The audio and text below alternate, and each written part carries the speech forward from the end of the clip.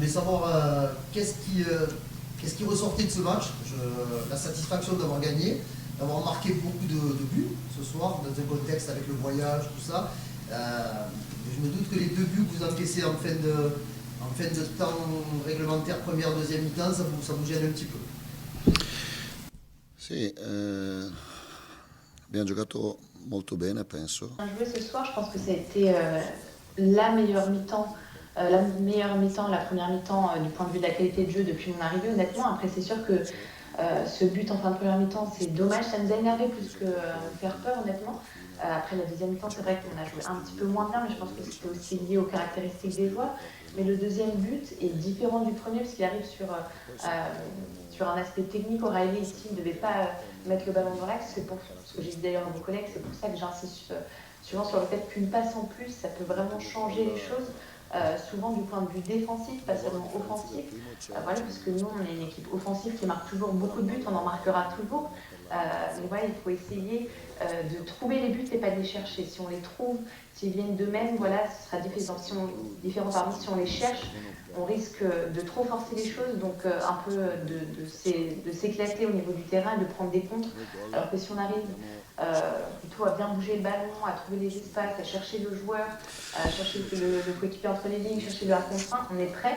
Et donc, même si on perd le ballon, on est quand même compact, on arrive à avoir une force défensive, alors que sinon, si voilà, c'est trop forcé, on risque vraiment de se diviser et de créer trop d'espace pour l'adversaire. Donc ça, c'est quelque chose qu'il faut souligner, surtout que nous, on est souvent au-delà de la ligne du ballon.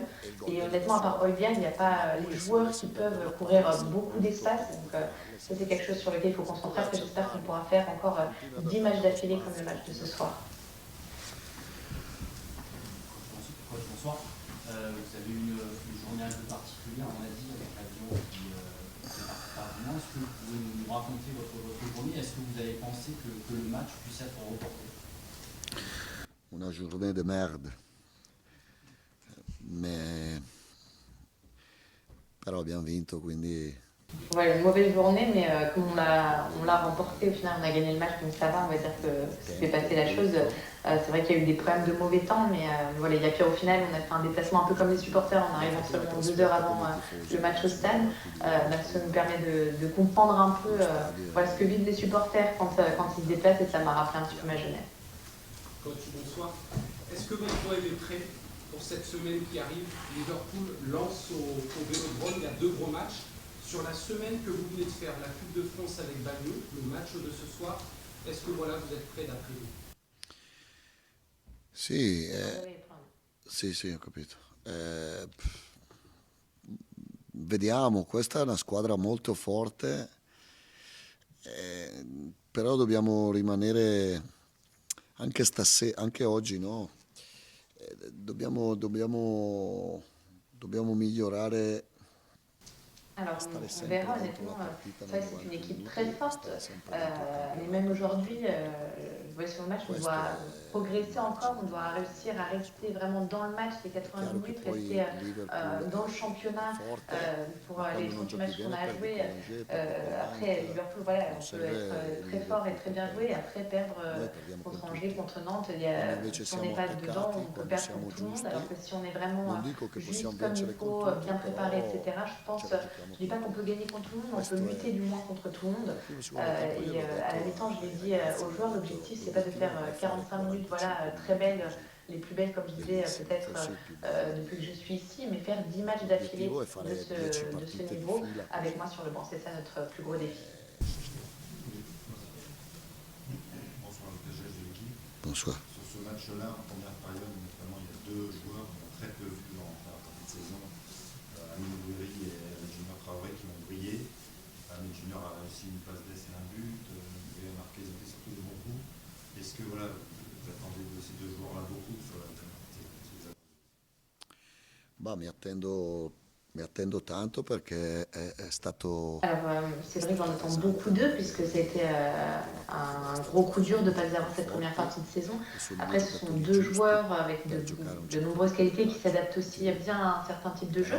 Però non è che Mais ça Paixão n'empêche, ça n'enlève rien à Paixão, Aubameyang ou même avant à Robinho, absolument. Ils peuvent même peut-être jouer tous ensemble, on verra. Greenwood peut-être numéro 7, Paixão numéro 11 et Aubameyang avec Traoré ou avec Guéry ou Traoré et Guéry, ça voilà, on verra. Mais ce qui est important, c'est que tout le monde court et que tout le monde défende ensemble. Voilà. Et aussi ce changement à la 60e minute, je pense que c'était important parce que ça a permis vraiment de redonner de l'énergie et de remonter un petit peu aussi sur le terrain. Du coup, coach, quand vous avez un effectif comme ça à votre disposition, avec des joueurs qui reviennent, on a parlé de Guéry, Traoré, Medina, important, est-ce que ça vous donne de l'espoir véritablement pour trouver de la régularité? On passe le match de Nantes, ce qu'on a vu contre Paris, le match de Coupe de France était un peu particulier, ce soir la première mi-temps il est très très haut niveau. Est-ce que du coup ça vous donne encore un petit peu plus de confiance pour trouver cette formule de régularité dans l'enchaînement des matchs? Sì, credo che Alors oui, c'est vrai que forcément un match comme celui-ci, ça donne de la confiance, ça donne aussi une prise de conscience du fait que voilà, on est fort. Après, c'est la responsabilité de tous pour un club comme celui-ci, voilà, des joueurs, la mienne, la vôtre aussi, un peu. Les choses s'obtiennent tous ensemble, ça c'est quelque chose d'important. Et moi, tous les joueurs, je ne peux que dire que ce sont des bonnes personnes, ce sont des personnes sérieuses. Moi, je les défendrai toujours, surtout quand on perd. Mais après, voilà, il y a une amélioration qui doit se faire pour pouvoir arriver à un certain niveau. Et sinon, si ce progrès, cette amélioration ne se fait pas, c'est-à-dire qu'on n'a pas le niveau pour jouer, pour représenter l'OM.